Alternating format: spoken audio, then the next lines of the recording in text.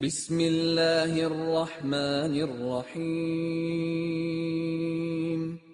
ومن احسن قولا ممن دعا الى اللہ وعمل صالحا وقال اننی من المسلمین۔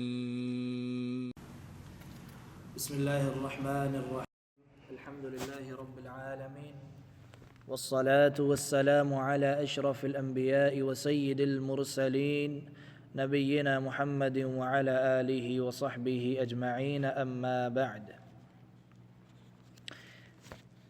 آج سے انشاءاللہ اسی وقت ہر ہفتے اسی دن انشاءاللہ ایک کتاب کا آغاز کریں گے اور اسی کا سلسلہ انشاءاللہ ہر ہفتے جاری رہے گا، اور یہ درس جو ہوگا یہ عقیدے کا درس ہوگا، اور جس کتاب کے انتخاب کیا ہے وہ ہے کتاب التوحید۔ نام آپ لوگوں نے پہلے بھی سنا ہوگا اس کا، تو انشاءاللہ آئندہ ہفتے آپ لوگوں کو کتابیں بھی مل جائیں گی تاکہ آپ کے ہاتھ میں کتابیں بھی ہوں اور آپ صحیح طرح اوپر سے دیکھ کے اسے پڑھ سکیں۔ آج اس کتاب کے حوالے سے چند اہم باتیں بیان کی جائیں گی، اور اس سے پہلے کچھ اور اہم باتیں جو ہر عقیدے کے طالب علم کو پتہ ہونی چاہیے، جو جاننا بڑی نہایت ضروری ہے، وہ اہم باتیں آج بتائی جائیں گی۔ سب سے پہلی بات کہ عقیدہ کسے کہتے ہیں۔ عقیدہ لفظ اکثر ہم سنتے بھی ہیں، بولتے بھی ہیں۔ عقیدے کا معنی کیا ہے؟ دوسری بات، عقیدے کا مصدر کیا ہے؟ عقیدے کا کہاں سے پتہ چلتا ہے؟ اور عقیدے کا علم حاصل کرنا کتنا ضروری ہے، اس کی اہمیت کیا ہے یا اس کے کیا فائدے ہیں، کیوں ہم عقیدے کا علم حاصل کرتے ہیں،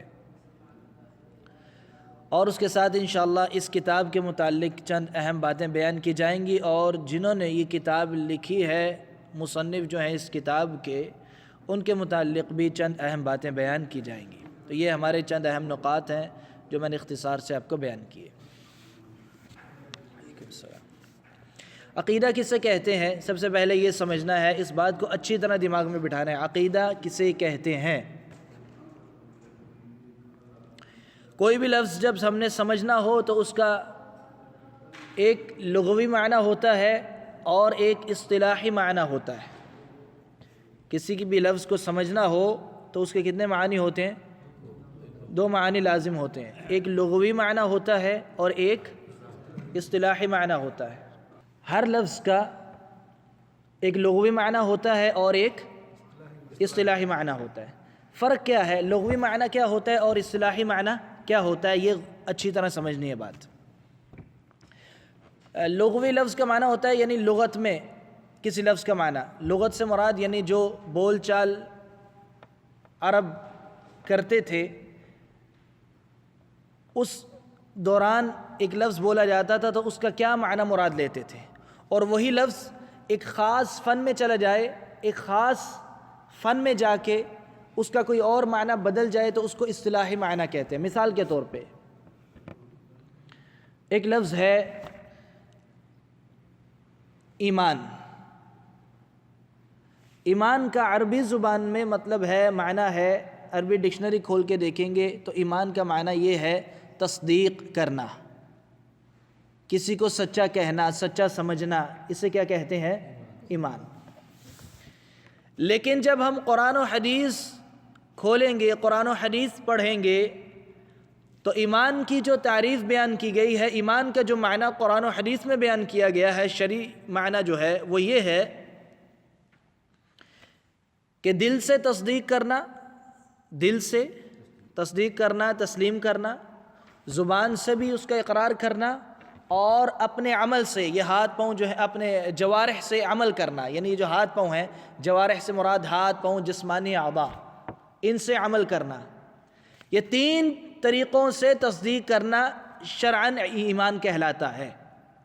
اب زبان میں اس کا کیا معنی تھا؟ خالی تصدیق، لیکن شریعت کی زبان میں کیا ہے، قرآن و حدیث کی اصطلاح میں کیا اس کا معنی ہے کہ خالی تصدیق زبان سے نہیں، زبان سے بھی، دل سے بھی، اور اپنے یہ جوارح یعنی جسمانی اعضاء جو ہیں اس سے بھی عملاً اس کی تصدیق کرنا، یہ ایمان ہے۔ تو ایک معنی لغوی ہے اور دوسرا معنی شرعی معنی ہے، جسے اصطلاحی معنی کہا جاتا ہے، یعنی شریعت کی اصطلاح میں، شریعت کی زبان میں، یعنی قرآن و حدیث کی روح سے اس کا یہ معنی ہے۔ ایک سادی سی میں آپ کو مثال دیتا ہوں جس سے انشاءاللہ بات اور واضح ہو جائے گی کہ ایک لفظ کے بہت سارے معنی ہوتے ہیں۔ مثال کے طور پہ ایک لفظ عام طور پہ میں جو سادی سی مثال دیتا ہوں اکثر وہ یہ ہے کہ ایک سیل لفظ ہے، سیل، سیل کسے کہتے ہیں؟ بیٹری کو کہتے ہیں سیل، ٹھیک ہے؟ یہ چھوٹی سی چیزیں ہو سکتی ہیں، اس میں بھی کوئی سیل ڈلا ہو، یا اکثر گھڑی کے اندر سیل ڈلتا ہے، سیل کہتے ہیں نا اسے۔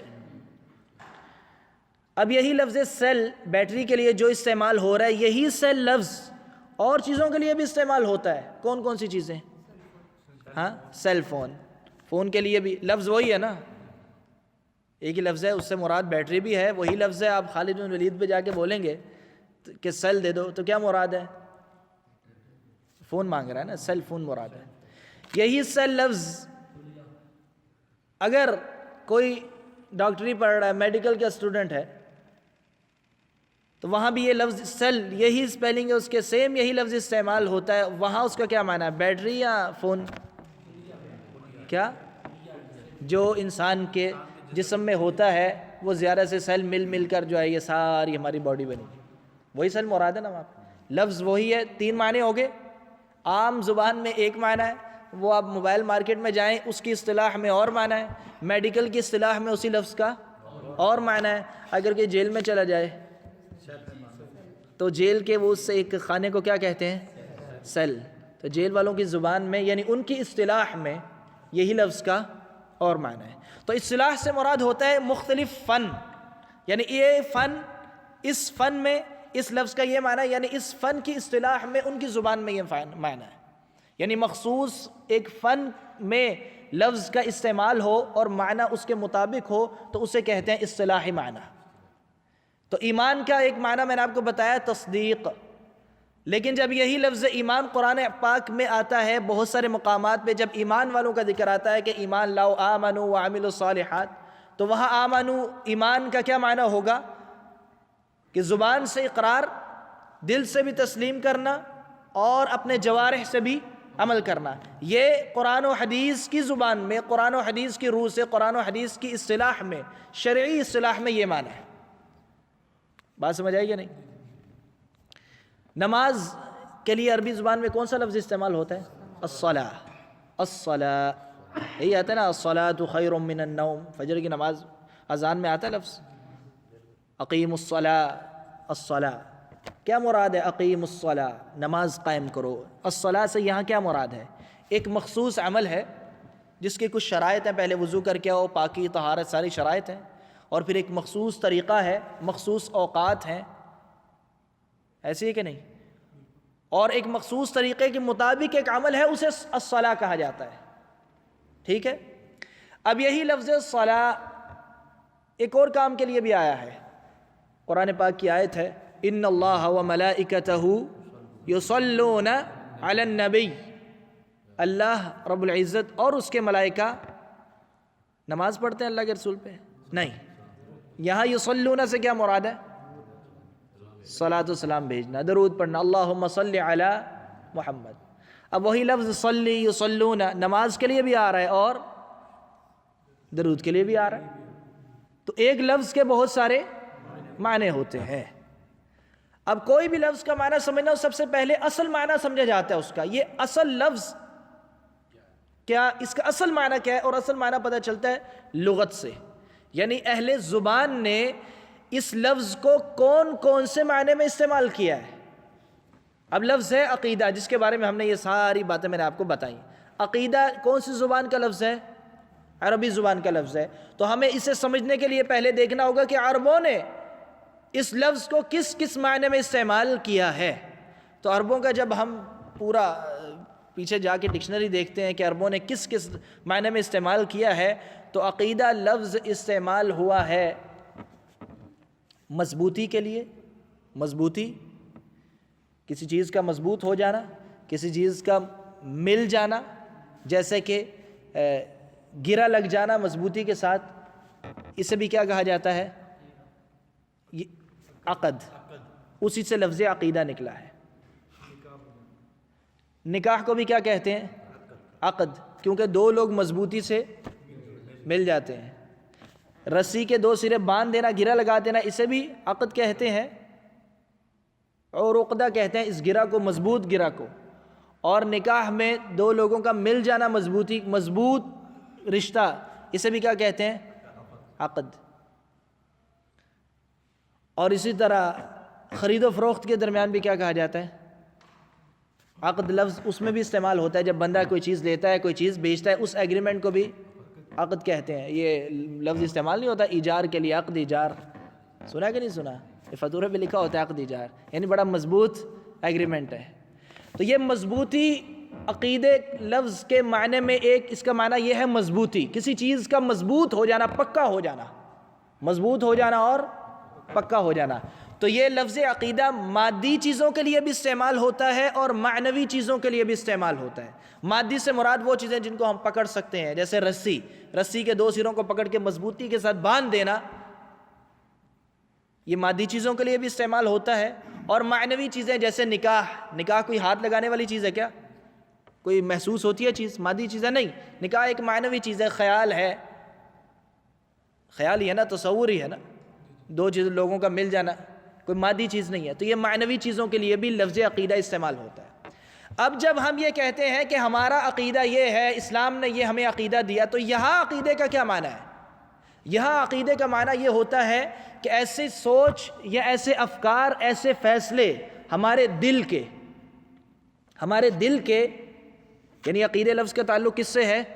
دل سے ہے، ہمارے ہاتھ پاؤں سے نہیں۔ یہ پہلی بات یاد رکھنا، عقیدے کا تعلق دل سے ہے، یعنی ہمارے دل کے ایسے فیصلے، ایسی سوچ یا ایسے افکار جو ہمارے دل میں بہت زیادہ پکے اور مضبوط ہو جائیں، ایسے فیصلوں کو، ایسے افکار کو، یا ایسی ہماری سوچ کو جو بہت زیادہ مضبوط ہو جائے، پورا یقین ہو اس کے سچ ہونے پہ، ایسی سوچ کو کیا کہتے ہیں؟ عقیدہ۔ سمجھ آئی بات کی؟ تو عقیدے کا تعلق کس سے ہے؟ دل سے۔ دل کے ایسے مضبوط فیصلے جو ہمارے دل میں اتنے پکے ہو جائیں کہ ہم قطعاً انہیں چھوڑنے کے لیے تیار نہیں ہیں، ایسے مضبوط اور پکے فیصلوں کو، یقینی فیصلوں کو کیا کہتے ہیں؟ عقیدہ کہتے ہیں۔ عقیدہ صحیح بھی ہو سکتا ہے اور عقیدہ غلط بھی، کیونکہ ہماری سوچ دل میں بیٹھ جاتی ہے مضبوطی سے، صحیح بھی ہو سکتی ہے اور غلط بھی ہو سکتی ہے۔ مثال کے طور پہ عیسائیوں کا عقیدہ ہے کہ عیسیٰ علیہ السلام اللہ تعالیٰ کے بیٹے ہیں۔ اب وہ یہ دل سے بات مانتے ہیں کہ نہیں مانتے؟ یقین سے کہتے ہیں۔ اب وہ اسے چھوڑنے کے لیے تیار نہیں۔ ہاں، جسے اللہ تعالیٰ ہدایت دے وہ تو چھوڑ دے گا، لیکن کم سے کم جو عیسائی ہوتے ہوئے تو اس بات پہ پکے ہیں نا کہ عیسیٰ علیہ السلام اللہ کے بیٹے ہیں۔ یہودیوں کا عقیدہ کیا ہے؟ عزیر علیہ السلام اللہ کے بیٹے، جیسا کہ قرآن پاک میں اللہ تعالیٰ نے ان کے بارے میں بیان کیا۔ ہندوؤں کے بھی اپنے عقائد ہوں گے، اپنے بھگوانوں کے متعلق، یا اپنے جو ان کے من گھڑت بھگوان اور باطل معبود ہیں ان کے بارے میں الگ الگ عقیدے کے، فلاں یہ کرتا ہے، فلاں یہ کرتا ہے، فلاں بھگوان جو ہے بارش کر سکتا ہے، یا فلاں مورتی جو ہے یہ کام کر سکتے ہیں، فلاں یہ کر سکتی ہے۔ اب ان مورتیوں کے بارے میں، ان بھگوانوں کے بارے میں جو ان کی سوچ ہے وہ بڑی پکی سوچ ہے، تو یہ ان کا کیا ہو گیا؟ عقیدہ ہو گیا۔ تو یہ باطل عقائد بھی ہیں، اسی طرح صحیح عقائد بھی ہیں۔ وہ عقائد جو قرآن و حدیث کے مطابق ہیں وہ عقیدہ صحیح ہے۔ عقائد عقیدے کی جمع ہے، عقائد عقیدے کی جمع ہے۔ تو یہ دونوں لفظ استعمال کیا تو وہ گھبرانا نہیں کہ کوئی اور لفظ آ گیا، ایک ہی ہے، واحد اور جمع۔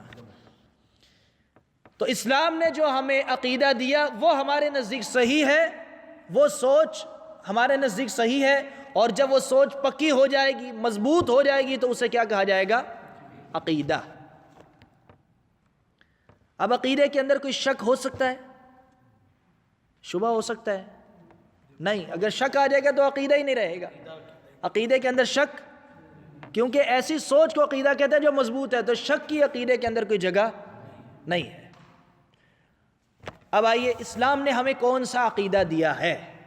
یہ تو عقیدے کا معنی سمجھ آ گیا، لغوی معنی بھی سمجھ آ گیا، اور عام طور پہ جب لفظ عقیدہ بولا جاتا ہے کہ انسان کا عقیدہ جو انسان کے دل میں ہے، اس سے کیا مراد ہے؟ یعنی انسان کے وہ فیصلے، انسان کی وہ سوچ، اس کے وہ افکار جس پہ وہ مضبوط ہو جائے، اس کے دل کے اندر پکے ہو جائیں، جم جائیں، مضبوط ہو جائیں، اور انسان کو ان کے اندر کوئی شک نہ ہو، تو ایسے فیصلوں کو، ایسی سوچ اور افکار کو عقیدہ کہا جاتا ہے۔ اب اسلامی عقیدہ کیا ہے؟ اسلام نے ہمیں کون سا عقیدہ دیا ہے؟ کون سی ایسے باتیں دی ہیں کہ جن کو ہم نے اتنی مضبوطی کے ساتھ دل میں بٹھا لینا ہے اور انہیں ماننا ہے کہ جن میں کسی قسم کا شک اور شبہ نہیں ہونا چاہیے؟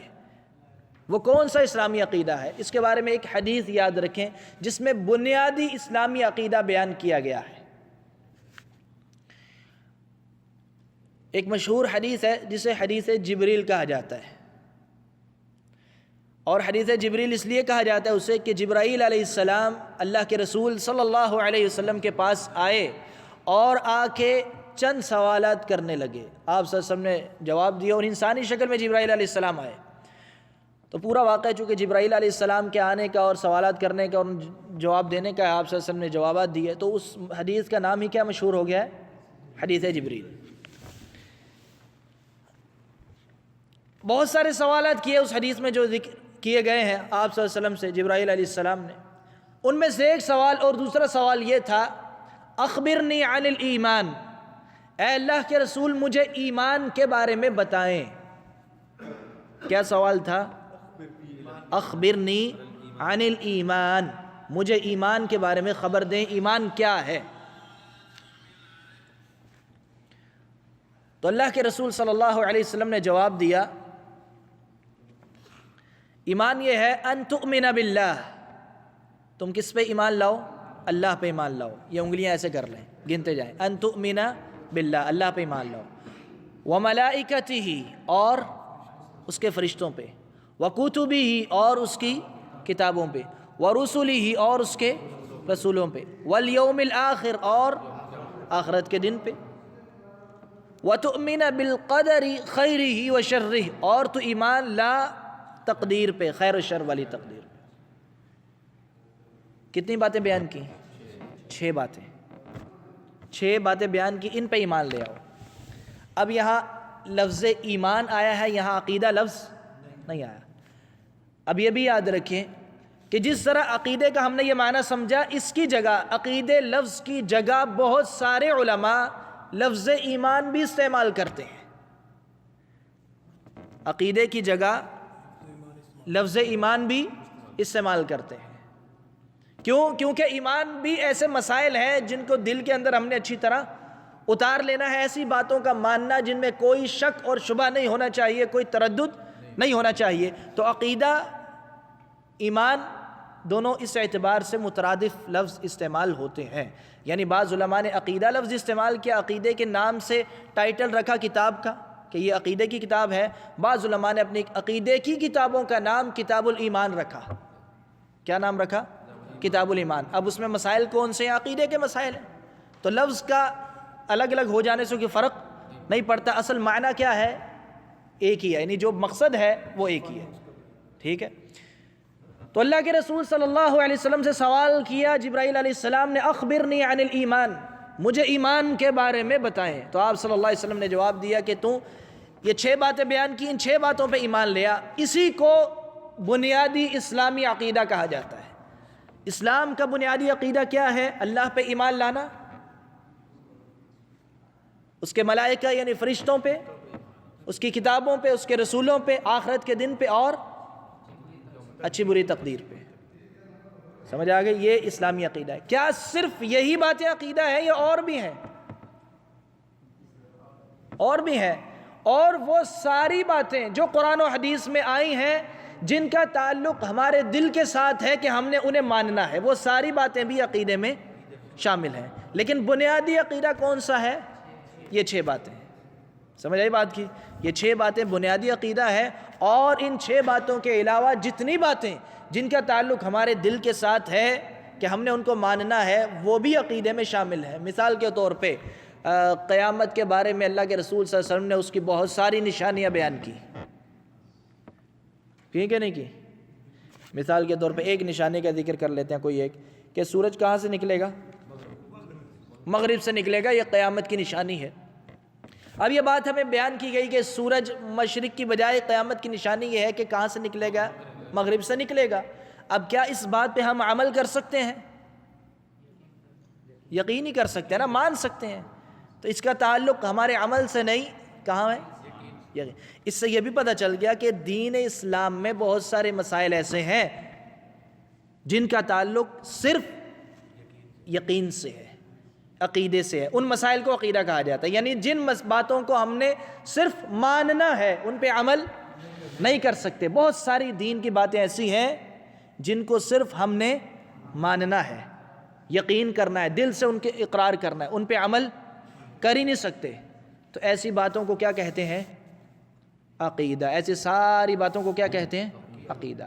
اور بہت سارے مسائل ایسے ہیں جن کا تعلق ہمارے عمل سے ہے، یعنی عمل کرو، نماز پڑھو، اللہ اکبر، رکوع میں جانا ہے، سجدے میں جانا ہے، سلام پھیرنی ہے، روزہ رکھنا ہے، کیسے رکھنا ہے، کون کون سی چیزیں نہیں کھانی، حج کیسے کرنا ہے، یا زکوٰۃ کیسے دینی ہے، کتنی دینی ہے، کس نے دینی ہے، کتنی دیر بعد دینی ہے۔ یہ سارے عملی مسائل جتنے ہیں، اس کو علماء کی زبان میں عقیدہ نہیں کہا جاتا، علماء کی زبان میں اس کے لیے لفظ استعمال ہوتا ہے فقہ۔ کون سا لفظ استعمال ہوتا ہے؟ فقہ۔ یہ سارے فقہی مسائل ہیں جن کا تعلق ہمارے عمل سے ہوتا ہے، لیکن وہ مسائل جن کا تعلق ہمارے دل سے ہے کہ ہم نے مان لینا ان کو بس۔ اللہ رب العزت کے بارے میں قرآن پاک میں کیا آتا ہے؟ بسم اللہ الرحمن الرحیم۔ الرحمن اللہ تعالیٰ کا نام ہے، الرحیم اللہ تعالیٰ کا۔ کیا ہم اس پہ عمل کر سکتے ہیں؟ کر سکتے ہیں؟ نہیں، یہ مانتے ہیں نا، اس کو عقیدہ بنانا ہے، اس کو اپنا یقین کر لینا اس پہ۔ تو اس سے کیا پتہ چلا؟ دین اسلام کا بہت سارے مسائل کا تعلق ہمارے دل کے ساتھ ہے جن کو ہم نے ماننا ہے، اور بہت سارے ایسے مسائل ہیں جن کو ماننا بھی ہے اور ان پہ عمل بھی کرنا ہے۔ نماز کا تعلق عقیدے سے ہے یا فقہ سے ہے؟ غور سے سوچ کے بتانا ہے۔ نماز کا تعلق عقیدے سے ہے یا فقہ سے ہے؟ دونوں سے ہے۔ کیسے؟ جہاں تک نماز کو ماننا ہے کہ یہ نماز اسلام کا رکن ہے، تو اس حد تک تو عقیدے سے ہے، صحیح بات ہے کہ نہیں؟ اور جب اس پہ عمل کرنے کی باری آئے گی تو عمل کی کیفیت کیا ہے، طریقہ کیا ہے، وہ کہاں پہ؟ فقہ میں۔ روزہ، رمضان کے روزے رکھنا عقیدے سے اس کا تعلق ہے یا فقہ سے؟ دونوں سے، کہ رمضان کے روزے رکھنے ہیں، اسلام کا یہ رکن ہے، واجب فرض ہے، اس بات کو ماننا تو عقیدہ ہے، لیکن اس پہ عمل کیسے کرنا ہے وہ فقہ میں۔ تو جو مسائل جن کا تعلق ماننے سے ہے، یقین کرنے سے، وہ عقیدے میں آئیں گے اور وہ فقہ بھی ہو سکتے ہیں، لیکن جو صرف ماننے کی حد تک ہیں اور عمل میں نہیں آتے، وہ صرف عقیدے کے مسائل ہیں۔ سمجھ آگئی بات کی؟ عقیدے کا معنی پورا پتہ چل گیا ہے۔ تو اسلامی عقیدے سے کیا مراد ہے؟ 6 ارکان ایمان، 6 ارکان ایمان۔ اللہ پہ ایمان لانا، ملائکہ پہ، کتابوں پہ، رسولوں پہ، آخرت کے دن پہ اور تقدیر پہ۔ یہ بنیادی اسلامی عقیدہ ہے۔ اس کے علاوہ بھی جو مسائل جن کا تعلق ہمارے ماننے سے ہے وہ بھی عقیدے میں شامل ہیں۔ عقیدے کا علم کہاں سے ملتا ہے؟ جن باتوں کو ہم نے ماننا ہے وہ کہاں سے باتیں لے سکتے ہیں؟ اس کا ماخذ کیا ہے؟ قرآن اور حدیث، قرآن، حدیث۔ اور ایک تیسری چیز بھی ہے، نہیں، وہ قرآن و حدیث سے ہی پتہ چلتا ہے کہ وہ تیسری چیز بھی ہے، وہ ہے اجماع۔ قرآن واضح اللہ کا کلام ہے، عقیدے کا اس سے پتہ چلتا ہے جو بات قرآن میں آ گئی وہ ہمارا عقیدہ ہے۔ جس طرح قرآن نے ماننے کا حکم دیا ہم نے اسی طرح مان لینی ہے۔ اللہ کے رسول صلی اللہ علیہ وسلم کے حدیث میں جیسے آ گیا، جیسے ماننے کا حکم دیا، وہ باتیں ہم نے مان لینی ہے، ہمارا عقیدہ ہے۔ اسی طرح اجماع کسے کہتے ہیں؟ قرآن و حدیث سے ہی پتہ چلتا ہے کہ اگر یہ ساری کی ساری امت کسی ایک بات پہ جمع ہو جائے، متفق ہو جائے،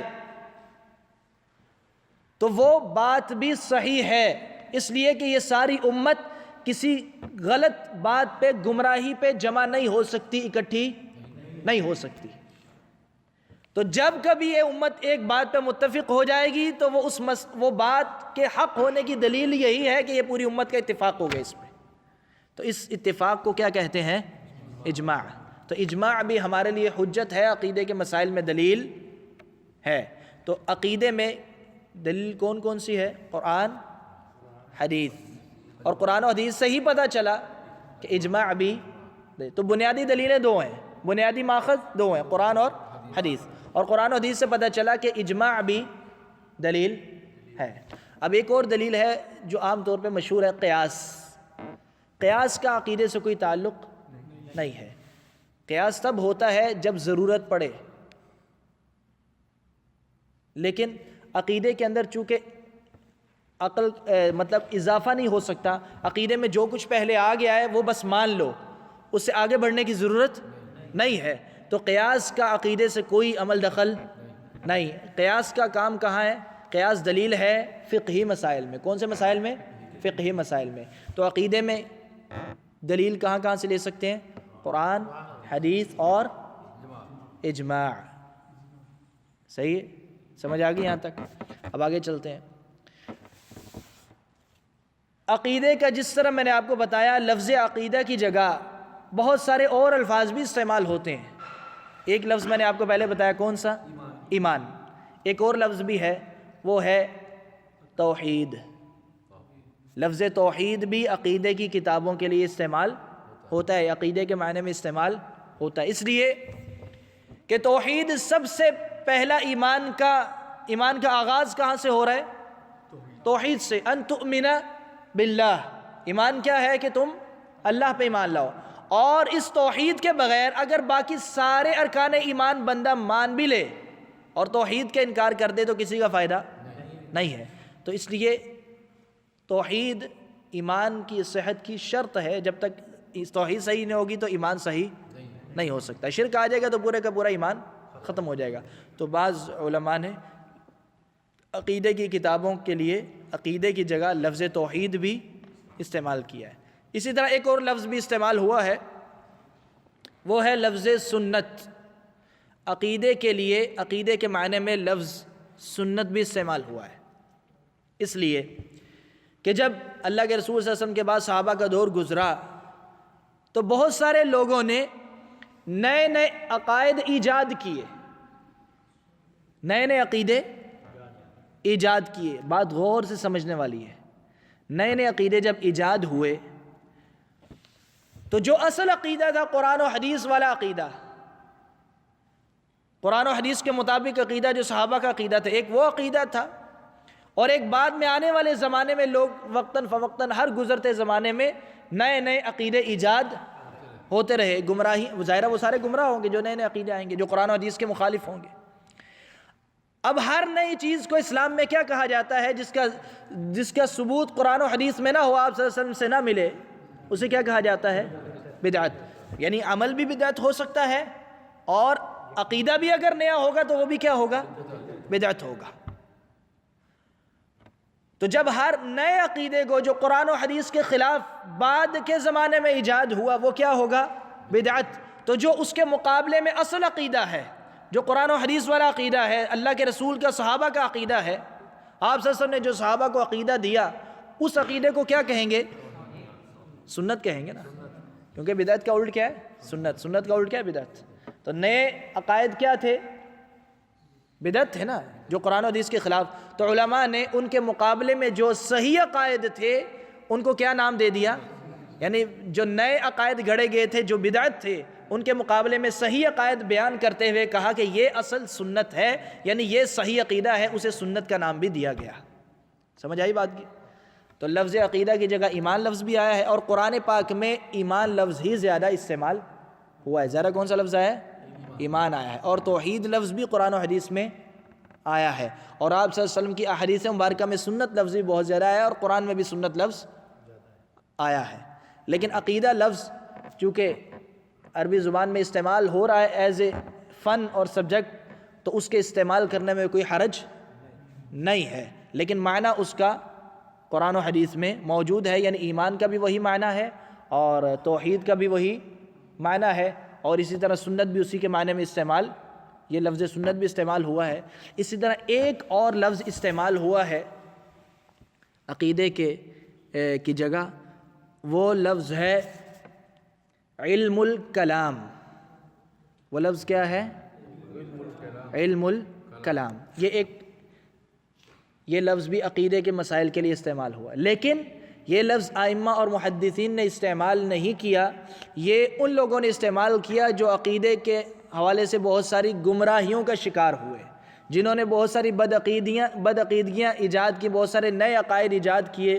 انہوں نے علم الکلام لفظ استعمال کیا عقیدے کی جگہ، لیکن ہم اسے استعمال نہیں کریں گے کیونکہ محدثین نے ائمہ نے اسے استعمال نہیں کیا. لیکن استعمال ہوا ہے کن لوگوں کی طرف سے؟ جو لوگ نئے عقائد ایجاد کرتے رہے، جو لوگ گمراہ ہوئے، انہوں نے علم الکلام لفظ استعمال کیا ہے. تو یہ عقیدے کے حوالے سے میں نے آپ کو اختصار سے تعارف کروا دیا عقیدے کا معنی، اسلامی عقیدہ کیا ہے اور عقیدہ کہاں سے لینا ہے، قرآن و حدیث اور اجماع، یہ بھی دلیل ہے عقیدے میں. اس کے بعد آگے چلتے ہیں. یہ کتاب ہم جو شروع کر رہے ہیں یہ ہے توحید سے متعلق. 6 ارکان ایمان ہے. پہلا رکن کیا ہے ایمان کا؟ ان تؤمن باللہ، کہ تم اللہ پہ ایمان لاؤ. اللہ پہ ایمان لانے کا مطلب یہ ہے کہ اللہ رب العزت کے وجود کا اقرار کرنا، اللہ رب العزت کے رب ہونے کا اقرار کرنا، اللہ رب العزت کے معبود ہونے کا اقرار کرنا، اور اللہ رب العزت کے اسماء و صفات کا اقرار کرنا. تو یہ توحید ایمان کا پہلا رکن ہے.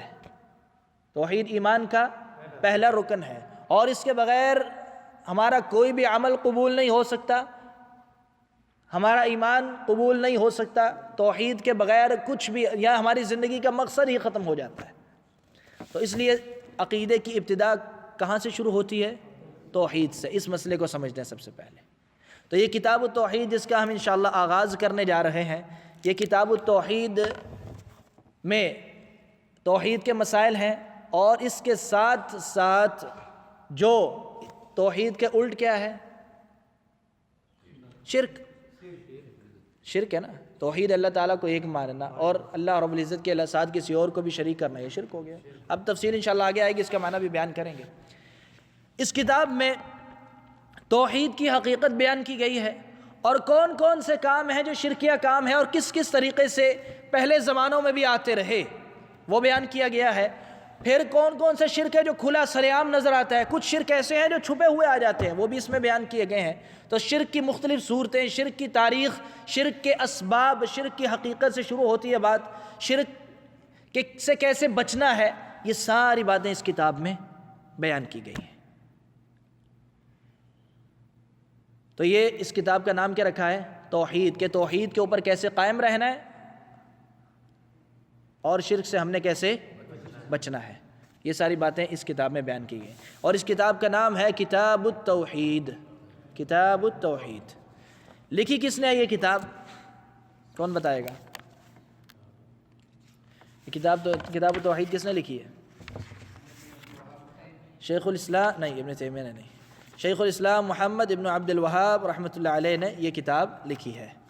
کس نے لکھی ہے؟ محمد ابن عبد الوہاب التمیمی رحمہ اللہ، انہوں نے یہ کتاب لکھی ہے. اس کتاب کو مختلف ابواب میں تقسیم کیا گیا ہے. پہلا باب، دوسرا باب، تیسرا باب. باب کا ایک عنوان ہے، اور اس کے بعد ہر باب کا انداز یہ ہے کہ پہلے ایک باب قائم کیا جاتا ہے جس میں یعنی ایک کہہ لیں سبق ہے، اس کو باب کا نام دے کے اس سبق کا ایک نام رکھا گیا ہے کہ اس باب میں ہم یہ مسائل پڑھیں گے. اور اس کے بعد اس کی ترتیب بڑی پیاری ہے کہ باب کا عنوان اور اس کے بعد اس سے متعلقہ قرآن پاک کی چند آیتیں بطور دلیل پیش کی گئی ہیں. پھر اللہ کے رسول صلی اللہ علیہ وسلم کی احادیث، اور قرآن اور احادیث کے بعد انہی آیات اور احادیث سے چند اہم مسائل بیان کیے گئے ہیں. نمبر دے کے پہلا مسئلہ یہ پتہ چلا، دوسرا، تیسرا، چوتھا، پانچواں، چھٹا. یعنی قرآن و حدیث سے باہر کی کوئی بات نہیں کی گئی، سیدھا سیدھا ایک عنوان ہے، آیت کریمہ، آگے حدیث، اور اسی سے متعلقہ ماخوذ کیے ہوئے مسائل ہیں. یہ طریقہ امام بخاری رحمۃ اللہ علیہ کا ہے. صحیح بخاری بھی اسی طریقے کے مطابق لکھی گئی، وہیں سے شیخ نے یہ طریقہ لیا ہے. صحیح بخاری حدیث کی مشہور کتاب ہے، سب جانتے ہیں. اس میں بھی یہی طریقہ ہے، پہلے باب ہے، باب کے بعد اس کے متعلق ایک آیت کریمہ ہے یا 2 آیات ہیں، اور پھر اس کے بعد اس سے متعلقہ ساری احادیث امام بخاری رحمۃ اللہ علیہ لے کر آتے ہیں۔ تو اسی طریقے پہ چلتے ہوئے شیخ نے اس کتاب کا بھی آغاز کیا ہے۔ کتاب التوحید، توحید 3 قسم کی ہے قرآن پاک میں جو بیان کی گئی ہے۔ کتنے قسم کی ہے؟ 3 قسم کی۔ تفصیل انشاءاللہ اگلے ہفتے میں بیان کروں گا، لیکن چونکہ کتاب کے تعارف کی حد تک تھوڑا سا اختصار سے بیان کر دیتا ہوں۔ توحید کی 3 قسمیں ہیں، توحید ربوبیت، توحید الوہیت اور توحید اسماء و صفات۔ یعنی علماء نے قرآن پہ غور کیا، احادیث پہ غور کیا، نتیجہ یہ نکالا جتنی بھی قرآن و حدیث میں توحید بیان کی گئی ہے، یا تو وہ ربوبیت ہے یا الوہیت ہے یا اسماء و صفات ہے۔ اب ربوبیت کا کیا معنی ہے، الوہیت کا کیا معنی ہے، اسماء و صفات کا کیا معنی ہے، یہ تفصیل سے آگے جا کے بیان کریں گے، لیکن اختصار سے یہ سمجھ لیں، ربوبیت کا معنی ہے اللہ رب العزت کے افعال، اللہ رب العزت کے کام۔ اللہ تعالیٰ نے پیدا کیا، پیدا کرنا اللہ تعالیٰ کا فعل ہے، رزق دینا اللہ تعالیٰ کا فعل ہے، زندہ کرنا اللہ تعالیٰ کا فعل ہے، مارنا اللہ تعالیٰ کا فعل ہے، بارش برسانا اللہ رب العزت کا فعل ہے، زمین سے کچھ نکالنا اللہ تعالیٰ کا، اور ان سارے کاموں میں اللہ تعالیٰ اکیلا ہے، اس کا کوئی شریک نہیں۔ اس بات کو ماننا، اسے کیا کہتے ہیں؟ توحید ربوبیت۔ تو توحید ربوبیت میں اللہ رب العزت کے افعال ہے، اور اس کے بعد ہے توحید الوہیت، بندے کے افعال اللہ تعالیٰ کے لیے، یعنی ہم جو عبادت کرتے ہیں، نماز پڑھنا، روزہ رکھنا، زکوٰۃ دینا، حج کرنا، دعا کرنا، نذر و نیاز، جتنے بھی ہمارے عبادات ہیں یہ ہمارے افعال ہیں، یہ کس کے لیے ہیں؟ اللہ کے لیے۔ اسے کہتے ہیں توحید الوہیت۔ اللہ رب العزت نے سب کچھ ہمارے لیے کیا، وہ ہمارا رب ہے، تو ہمارے افعال بھی کس کے لیے ہونے چاہیے؟ اللہ کے لیے ہونے چاہیے، کیونکہ اس نے سب کچھ ہمارے لیے کیا ہے۔ اب یہ 2 باتیں میں نے آپ کو اس لیے بیان کی ہیں اہم، اس کتاب کے اندر کون سی قسم زیادہ بیان کی گئی ہے؟ اس کتاب میں زیادہ توحید الوہیت بیان کی گئی ہے، ربوبیت کا بھی ذکر ہے، توحید ربوبیت کا بھی ہے، توحید اسماء و صفات کا بھی ہے، لیکن زیادہ کون سی بیان کی گئی ہے؟ توحید الوہیت، کیونکہ وہ ہماری زندگی کا مقصد ہے، ہم عبادت کے لیے پیدا ہوئے ہیں، یہ اس لیے آئے ہیں کہ نہیں؟ اس لیے آئے ہیں، عبادت کرنا ہماری زندگی کا مقصد ہے، تو اس لیے وہ باتیں زیادہ اہم، زیادہ بیان کی گئی ہیں، اور اسی میں سب سے زیادہ پہلے زمانے سے لے کر آج تک لوگ شرک کرتے آ رہے ہیں۔ یعنی اللہ رب العزت کو ساری دنیا میں جتنے مذاہب ہیں اکثر، یعنی عیسائی بھی، یہودی بھی یا مشرکین مکہ بھی، اللہ تعالیٰ کو خالق مانتے تھے کہ اللہ تعالیٰ نے ہمیں پیدا کیا ہے، اس بات سے وہ انکاری نہیں تھے۔ اللہ تعالیٰ کو رازق مانتے تھے، اللہ رب العزت کو اپنا مالک مانتے تھے، یعنی اللہ تعالیٰ کی ربوبیت کے قائل تھے۔ گڑبڑ کہاں ہوتی تھی آکے؟ الوہیت میں۔ جب عبادت کرنے کی باری آتی تھی تو اللہ رب العزت کے علاوہ اوروں کی عبادت بھی کرتے تھے۔ تو پہلے زمانے سے لے کر آج تک توحید الوہیت کو لوگ نہیں سمجھتے اور الوہیت میں شرک کر جاتے ہیں۔ اس لیے شیخ نے یہ کتاب کا اصل موضوع جو کیا ہے رکھا ہے وہ کیا ہے؟ توحید الوہیت، یعنی کتاب التوحید تو نام ہے، لیکن توحید کی کون سی قسم زیادہ بیان کی گئی ہے؟ توحید الوہیت۔ توحید ربوبیت بھی آئے گی، توحید اسماء و صفات بھی آئے گی، لیکن زیادہ تر مسائل توحید الوہیت سے متعلقہ ہے۔ تو یہ کتاب انشاءاللہ ہم باقاعدہ اگلے ہفتے سے اس کا آغاز کریں گے۔ اس کا نام ہے کتاب التوحید، اور لکھنے والے ہیں شیخ الاسلام محمد ابن عبد الوہاب رحمہ اللہ۔ تو آج کے لیے اتنا درس کافی ہے، جو بنیادی باتیں بتائیں ہیں اس کو ذہن میں اچھی طرح بٹھا لیں۔ اگلے ہفتے انشاءاللہ آپ کو کتابیں بھی دیں گے، اور انشاءاللہ باقاعدہ کتاب کا آغاز کریں گے۔ اللہ تعالیٰ سے دعا ہے جو سنا اس کو سمجھنے کی اور اس پہ عمل کی توفیق عطا فرمائے۔ وصلی اللہ علی نبینا محمد وعلی آلہ وصحبہ اجمعین۔